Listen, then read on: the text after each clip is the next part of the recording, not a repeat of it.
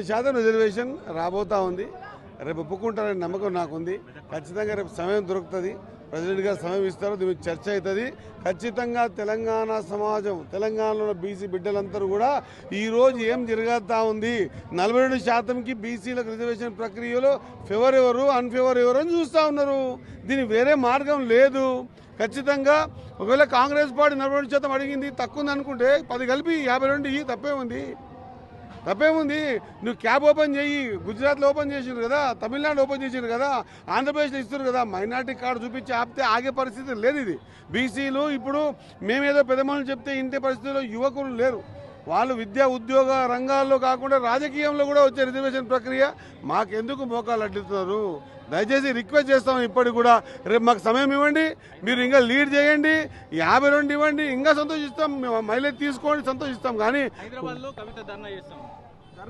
ఒక మాట చెప్తా అన్న, ఏదైనా హైదరాబాద్లో ఉన్నటువంటి తెలంగాణలో ఇచ్చిన కాంగ్రెస్ పార్టీ ప్రభుత్వం ముఖ్యమంత్రి గారు ఆమె ఆపితే అక్కడ ధర్నా చేయాలి. ఆయన ఇక్కడ పంపించిన తర్వాత ధర్నా చేయాల్సింది ఇక్కడ కదా. నేనేమంటే ఈ దెబ్బ ఈ చేతి తెలిగింది, ఈ చేతికి మంట అంటిస్తే తగ్గుద్దా అన్న? ఎట్టన్నా డైవర్షన్ పాలసీ ఎందుకైతే ఇవి? ఎందుకు డైవర్షన్ దేనంటామన్నా? డైవర్షన్ కాదు, వాంటింగ్ పాలిటిక్స్. ఈ ఖచ్చితంగా అవసరం ఉన్నటువంటి సందర్భాన్ని గుర్తించిన రాహుల్ గాంధీ గారు ఈ భారతదేశంలో వెనుకబడ్డ జాతుల్లో పార్లమెంట్, అసెంబ్లీ కడప దొక్కని జాతులు ఎన్నో ఉన్నాయి. వాళ్ళని లెక్కించి వాళ్ళకి అవకాశం ఇస్తా అంటున్నారు కదా. అంతకంటే ఎక్కిస్తామని ఇవ్వండి, మీరు వద్దంటలేం.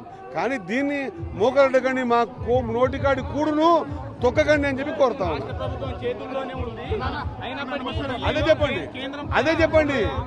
అదే చెప్పండి సోదరా, మీ మీడియా ద్వారా కోరుతా ఉన్నా. అదే చెప్పండి, రాష్ట్రాలకే ఇస్తున్నాం ఈ అధికారాలు, మీరు ఇచ్చుకోండి చెప్పండి. ఎస్, ఆ క్యాబ్ ఓపెన్ లేదు, క్యాబ్ 50% క్యాబ్ మరి గుజరాత్లో ఓపెన్ అయిపోయిందిగా, 10% ఈబీసీకి ఇచ్చి. మరి ఓపెన్ అయింది కదా తమిళనాడులో, ఓపెన్ అయింది కదా ఆంధ్రప్రదేశ్లో. తెలంగాణ కాడికి వచ్చేందుకు ఎందుకు ఆగుతూ ఉందనేది నాకు అర్థమవుతలేదు. కాబట్టి నేను అందరినీ కోరుతా ఉన్నా, పెద్దలు, బీజేపీ ముఖ్య నాయకులు, తెలంగాణలో కోరుతా ఉన్నా, దండం పెట్టి కోరుతా ఉన్నా, కిషన్ రెడ్డి అన్న, మీరు గెలిచిన పార్లమెంట్లో కూడా బీసీ బిడ్డలు, ఎస్సీ ఎస్టీ మైనార్టీ వర్గాలు మిమ్మల్ని కోరుకున్నాయి, అగ్రవర్ణాలు కోరుకున్నాయి కాబట్టి మీరు ఎంపీగా కాగలిగారు. ఏ నాయకుడైనా అన్ని వర్గాలు కోరుకుంటేనే ఖచ్చితంగా ఒక స్థానం నిలబడ్డారు. కాబట్టి మాదికు కూడా చూడండి అని రిక్వెస్ట్ చేస్తాను.